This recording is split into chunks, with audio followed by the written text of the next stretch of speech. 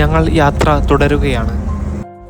ഞങ്ങളുടെ അടുത്ത യാത്ര ബുദ്ധ ദോർദന്മയുടെ അടുത്ത് തന്നെ സ്ഥിതി ചെയ്യുന്ന ഭൂട്ടാനിലെ ഹിന്ദു സമൂഹത്തിൻ്റെ പ്രധാന തീർത്ഥാടന കേന്ദ്രമായ ദുർഗ ടെമ്പിളാണ്. ഭൂട്ടാനിലെ മതസൗഹാർദ്ദത്തിൻ്റെ നേർസാക്ഷ്യമാണ് ഈ കാണുന്ന ദുർഗാ ക്ഷേത്രം. ഈ ക്ഷേത്രം ഉയരത്തിൽ സ്ഥിതി ചെയ്യുന്നത് കൊണ്ട് തന്നെ ഇവിടെ നിന്ന് നോക്കിയാൽ നമുക്ക് ഭൂട്ടാൻ്റെ തലസ്ഥാനമായ തിമ്പു നഗരം മുഴുവനുമായിട്ട് കാണാൻ സാധിക്കും എന്നുള്ളത് ഈ സ്ഥലത്തിൻ്റെ ഒരു പ്രത്യേകതയാണ്.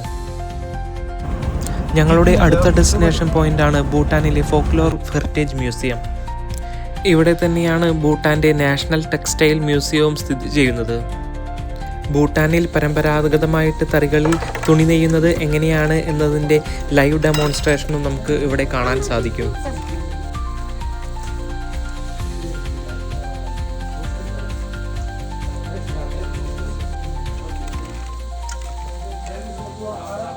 ഇവരുടെ ഭക്ഷണരീതിയുടെ ഒരു ഭാഗമാണ് വറുത്ത അരി.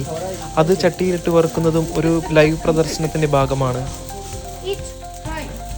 സഞ്ചാരികളോട് അത് എടുത്ത് കഴിക്കാനും അവർ പറയുന്നുണ്ട്. ഇവിടെ തന്നെയാണ് ഭൂട്ടാനിലെ നാഷണൽ പെയിൻറ്റിംഗ് സ്കൂളും സ്ഥിതി ചെയ്യുന്നത്.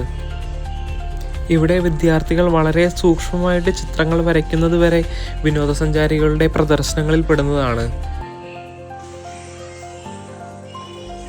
ഇതെല്ലാം കാണുമ്പോൾ നമ്മൾ അറിയാതെയാണെങ്കിലും കേരളത്തിനെ കുറിച്ചൊന്ന് ഓർത്തു പോകും. ഭൂട്ടാൻ പോലെ ഒരു കൊച്ചു രാജ്യത്തിന് ഇത്രയൊക്കെ ചെയ്യാൻ പറ്റുന്നുണ്ടെങ്കിൽ കലാപരമായിട്ടും പാരമ്പര്യമായിട്ടും ഒരുപാട് റിസോഴ്സുള്ള കേരളത്തിന് ശരിക്കും ലോകത്തിലെ തന്നെ ഒരു പ്രമുഖ ടൂറിസ്റ്റ് ഡെസ്റ്റിനേഷൻ ആകാനുള്ള എല്ലാ സാധ്യതകളും നമുക്ക് ഇവിടെയുണ്ട്. പക്ഷേ അതിൻ്റെ ഒരു 10% പോലും നമ്മൾ ഉപയോഗിക്കുന്നില്ല എന്നുള്ളത് നമ്മൾക്ക് എല്ലാവർക്കും അറിയാവുന്ന ഒരു സത്യം മാത്രം.